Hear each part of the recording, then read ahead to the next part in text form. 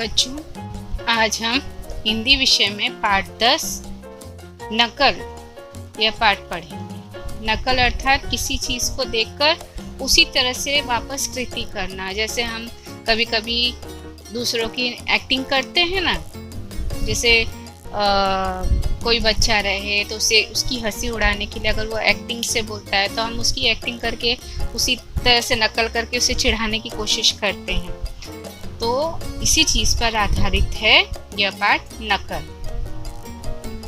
पाठ 10 नकल।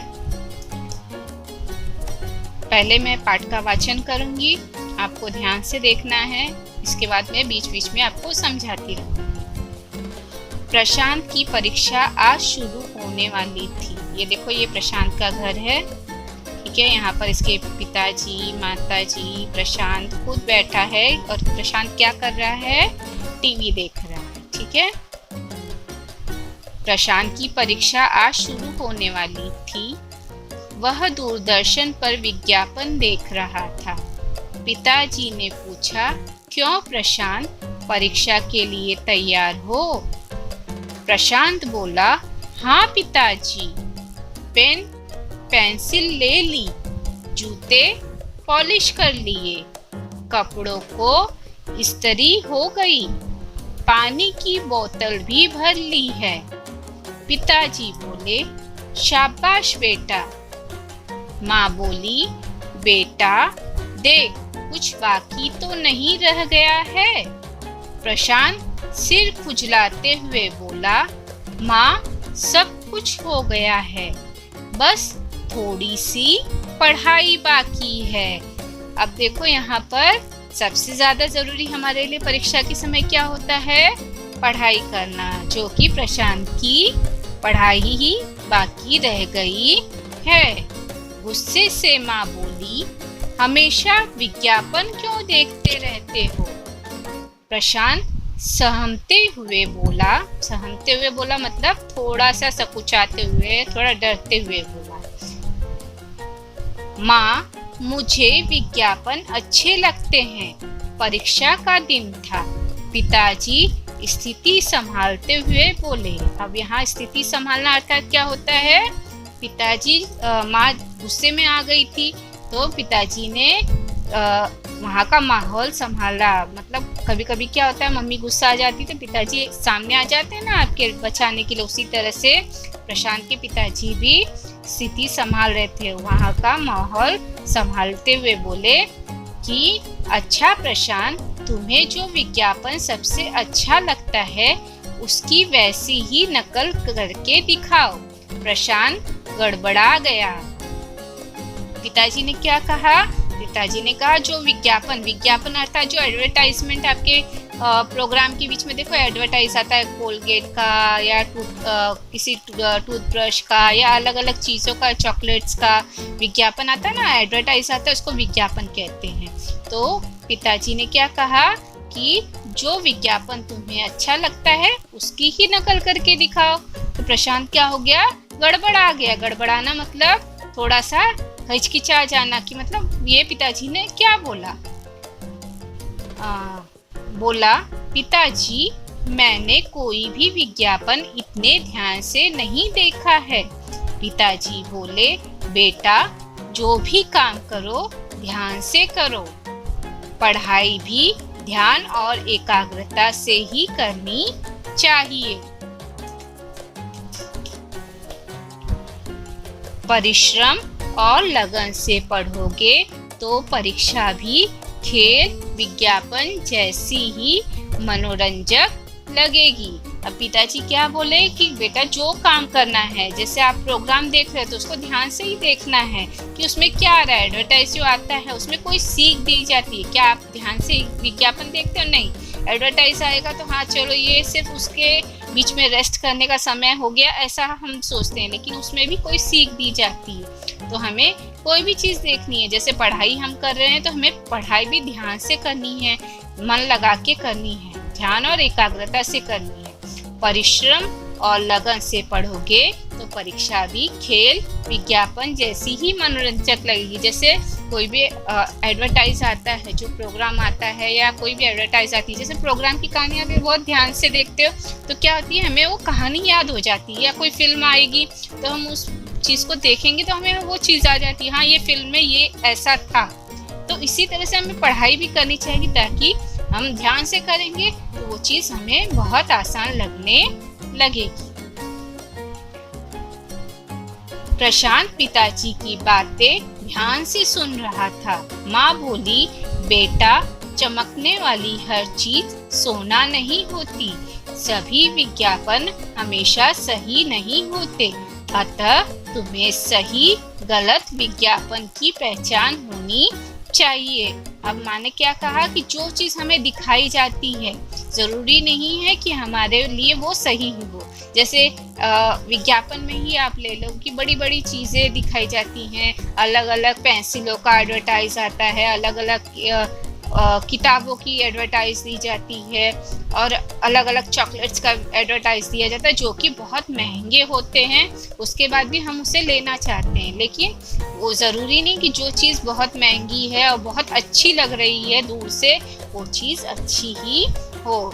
तो इसी तरह से माने का चमकने वाली हर चीज़ क्या नहीं होती है, सोना नहीं होती है। सभी विज्ञापन हमेशा सही नहीं होते हैं, अतः तुम्हें सही गलत विज्ञापन की पहचान होनी चाहिए। जरूरी नहीं कि जो आपको दिखाया जा रहा है वो सही ही हो। पिताजी बोले, विज्ञापन भी एक कला है, तुम भी यह कला सीख सकते हो।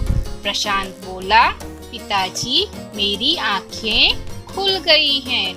आंखें खुलना मतलब मुझे वो चीज समझ में आ गई है। विज्ञापन एक कला है और तुम उस कला को सीख सकते हो, मतलब उस चीज को आप सीख भी सकते हो।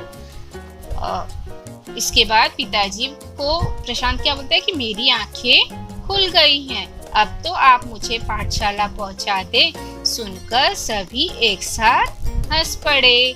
मतलब पिताजी की बातें सुनने के बाद प्रशांत को अपनी गलती का एहसास हो गया कि उसे पढ़ाई हमेशा ध्यान से करनी चाहिए। कोई भी काम हमें ध्यान से करना चाहिए, चाहे आपको क्लास में टीचर पढ़ा रही है, चाहे इस तरह से जैसे वीडियो के द्वारा आपको पढ़ा रही है।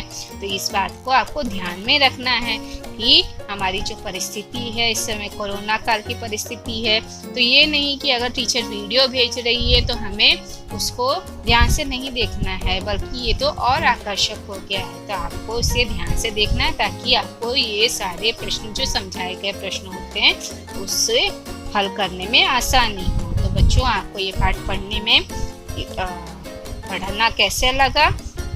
अगर आपको नहीं समझ में आया तो आप मुझसे पूछ सकते हो, और इसे आपको इसका वाचन फिर से इस पाठ का करना है। पाठ 10 नकल। चलो बच्चों, अब हम इस पाठ के स्वाध्याय के प्रश्न हल करते हैं। पहला प्रश्न है, महासागर के बारे में जानना। महासागर के बारे में सुनो। आपको महासागर पता है? अच्छा, पिछले बार हमने पाठ 10 समानता याद है, उसमें हमने महाद्वीपों के बारे में पढ़ा था और महासागरों के बारे में पढ़ा था। कुछ चीज़ें मैंने बताई थी, महाद्वीप कौन से होते हैं और महासागर कौन से होते हैं। पहली बात है कि जो हमारी पृथ्वी है ये स्थल और पानी वाले भाग से घिरी हुई है। कुछ भाग स्थल का है, स्थल मतलब धरती का है, और कुछ भाग पानी का है। तो जो पानी वाला भाग है वो महासागर है, ठीक है। तो हमारे पृथ्वी पर 5 महासागर हैं। और पहले मैं आपको महाद्वीपों के बारे में नाम बता देती हूँ। एशिया महाद्वीप, अफ्रीका महाद्वीप, यूरोप, उत्तर और दक्षिण अमेरिका महाद्वीप, ऑस्ट्रेलिया महाद्वीप और अंटार्कटिका महाद्वीप। ये हमारे 7 महाद्वीप हैं। और महासागर कौन कौन से हैं? हमारे 5 महासागर है। कितने महासागर हैं? 5 महासागर हैं। कौन कौन से हैं? प्रशांत महासागर, अटलांटिक महासागर, हिंद महासागर, आर्कटिक महासागर और दक्षिण महासागर। ये हमारे 5 महासागर हैं। जो पृथ्वी पर 5 महासागरों से, जो पानी वाला भाग है वो 5 महासागरों से घिरा हुआ है। ठीक है। अब आपको रेलवे स्थानक के बारे में पूछा गया। रेलवे स्थानक क्या होता है? रेलवे स्थानक मतलब जो जहाँ से हम ट्रेन पकड़ते हैं, रेल स्थानक, ठीक है। ट्रेन पकड़ते हैं ना, रेलवे स्टेशन, उसके बारे में बताना। तो रेलवे स्टेशन आप गए हो ना, तो आपको एक होमवर्क है, आप इस रेलवे स्टेशन के बारे में आपने क्या क्या देखा है उसके बारे में 5 वाक्य आपको लिखने हैं, ठीक है। इसके बाद आपको स्वतंत्रता सेनानियों के नारे पढ़ने हैं, ठीक है। स्वतंत्रता सेनानियों के नारे पढ़ने हैं, जैसे कि सुभाष चंद्र बोस का एक नारा था, स्वतंत्रता सेनानी में सुभाष चंद्र बोस का एक नारा था, तुम मुझे खून दो और मैं तुम्हें आज़ादी दूंगा। तुम मुझे खून दो और मैं तुम्हें आज़ादी दूंगा।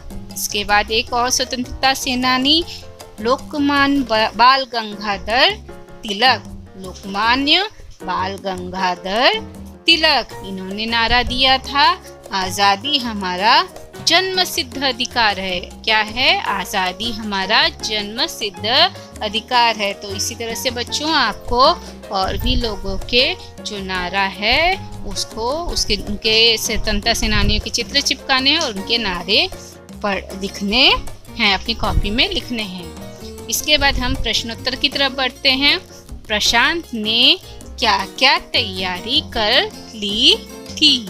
प्रशांत ने क्या क्या तैयारी कर ली थी? प्रशांत ने पेन पेंसिल ले ली, जूते पॉलिश कर लिए थे, यहाँ पर देखो लिखा हुआ है। प्रशांत ने क्या बोला था?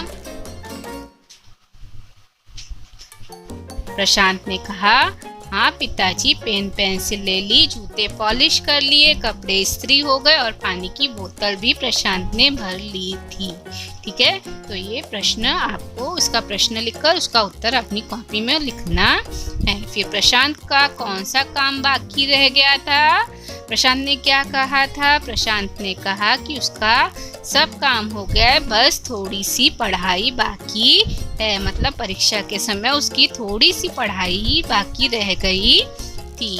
पिताजी ने, प्रश्न क्रमांक 3, पिताजी ने पढ़ाई और परीक्षा के बारे में क्या कहा? पिताजी ने पढ़ाई और परीक्षा के बारे में क्या कहा था? पढ़ाई और परीक्षा दोनों को लगन से करोगे तो परिश्रम और लगन से पढ़ोगे तो परीक्षा भी खेल और विज्ञापन जैसी लगेगी, ठीक है। पढ़ाई और परीक्षा हमेशा ध्यान और एकाग्रता से करना चाहिए और परिश्रम और लगन से पढ़ोगे तो परीक्षा और भी खेल और विज्ञापन जैसी लगेगी, ठीक है। अब इसके बाद माँ ने बेटे को कैसे समझाया? माँ ने क्या समझाया बेटे को? प्रशांत को। बेटा कौन है यहाँ पर? प्रशांत। तो माँ ने क्या समझाया था?